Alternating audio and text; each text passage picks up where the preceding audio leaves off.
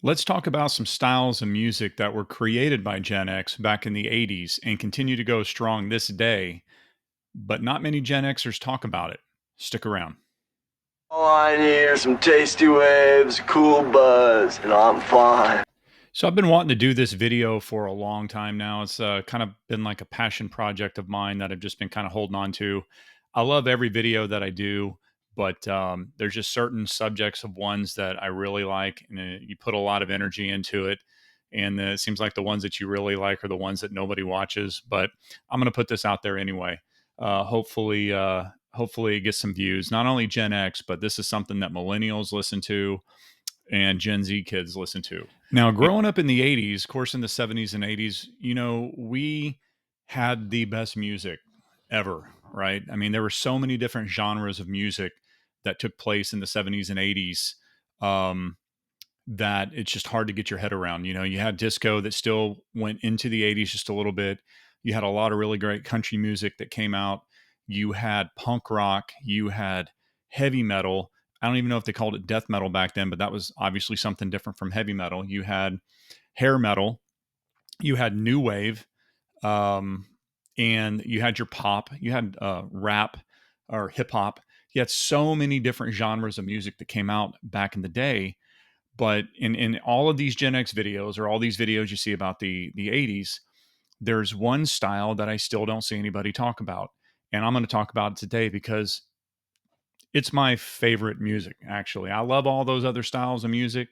If you followed my channel for a while, you know I collect a lot of different music, but my absolute favorite music is house music, acid house, and techno. Now, for those of you that don't know what that is, I'm going to drop a lot of links in the description of this video to kind of highlight a lot of the different playlists or sets that I watch. So if you've not heard of it, you'll be able to introduce yourself to it. If you have heard of it and you don't like it, you don't have to watch the rest of the video. It's an acquired taste, I will say that. Um, it's not for everybody, and it's not to get confused with the EDM that is played at clubs today. It's not the same thing. And it's something that my older brother actually introduced me to. My older brother is 3 years older than me, and he didn't introduce me to house music first, but he introduced me to electronic style music that I'd never heard before. And I think most of us would know this band, Front 242, back in the 80s with their famous Headhunter song. I heard that. I heard the album. Quite frankly, a lot of the songs scared the shit out of me because it was some dark stuff, and it was stuff that, we grew up in the country, right? It was something that I had never heard before, but I was absolutely fascinated by it. Absolutely fascinated. So, if you followed my channel for a while, also, you know a lot of the shorts that I've done a long time ago were about clips of some of the genres of music that I listened to. Um, but then it wasn't for house music. I was first introduced to it, as most people had been, by Little Lewis and his song called French Kiss. That was an absolute amazing song, still is. Very sexy song. So, as a 15, 16-year old that heard that for the first time, I was just absolutely blown away. So, what makes it even more special about house music and acid house is that house music originated in Detroit and Chicago. It's an American thing, right? Because Europe and a lot of Latin American countries, they love electronic music.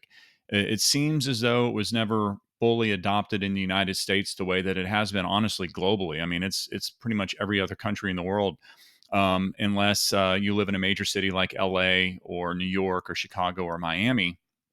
Actually, Houston in Texas has got a really big electronic music scene. But Acid House was, credited in Chicago from a group called Future. That's Future, with Spanky and DJ Pierre, who kind of by mistake, there's a BBC clip. If I can remember, I'll drop it in the link. There's a BBC clip where he talks about how he had a happy accident, as Bob Ross would say, right? He made a little mistake on this machine and ended up inventing Acid House. Um, and so I started listening to that probably around 88, 89. And that's around the time that my brother was able to sneak me into a nightclub there in Corpus for the first time when I was 15 years old. Um, and then I was introduced to the kind of the next progression of that type of electronic music, and it's a genre called new beat, or to anybody outside of Belgium, we call it Belgian new beat. And again, there's quite a few songs in that genre that most of us know because it would have been mixed into the regular dance songs that most of the clubs were playing in '88 through '92. And again, that style I absolutely fell in love with. It kind of predates rave music slightly before it kind of morphs into that.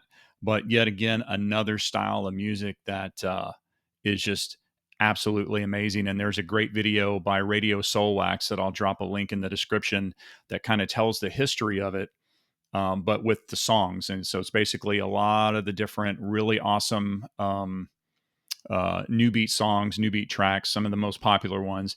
And then it just kind of tells the story of how it started out in the club and slowing down the beats per minute to create this methodical rhythm that then people really, really wanted.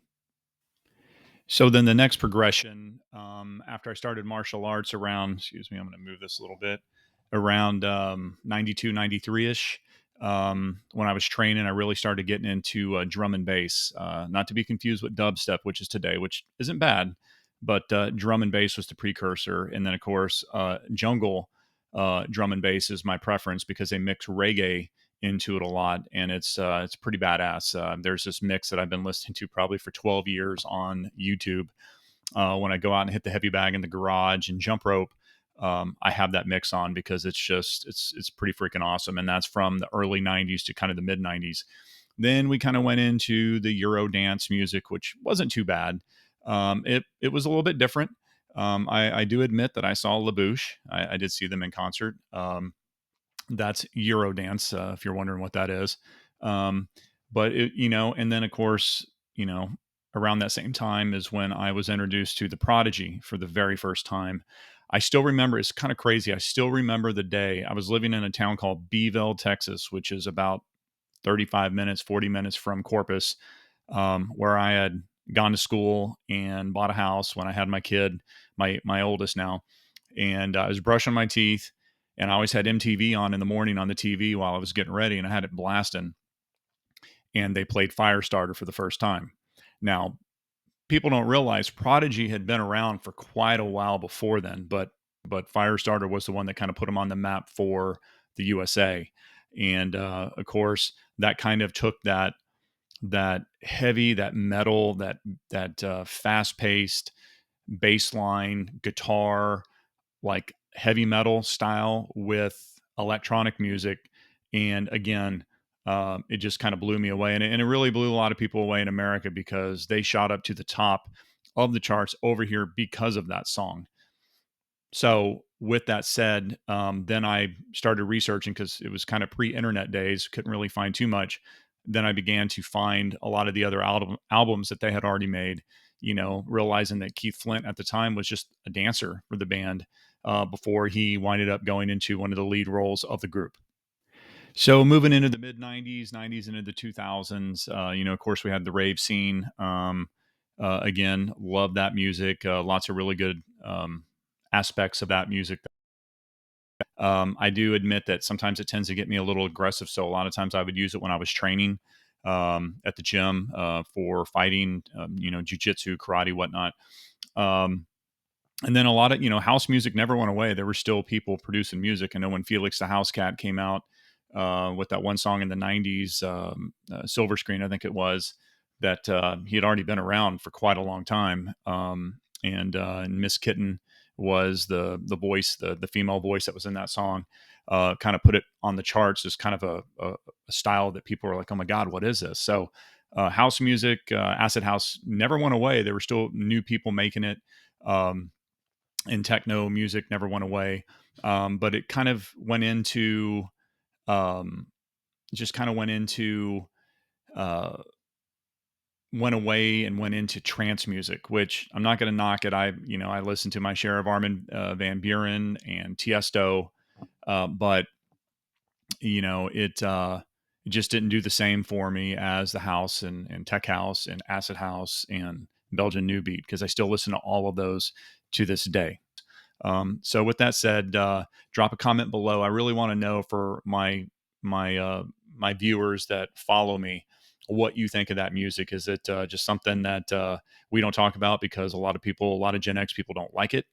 Or is it something that you just never really given much attention to? Drop a comment, let me know. As always, like and subscribe, hit the notification, hit the bell to be notified of future videos. And with that said, I appreciate you watching, and we'll see you on the next video.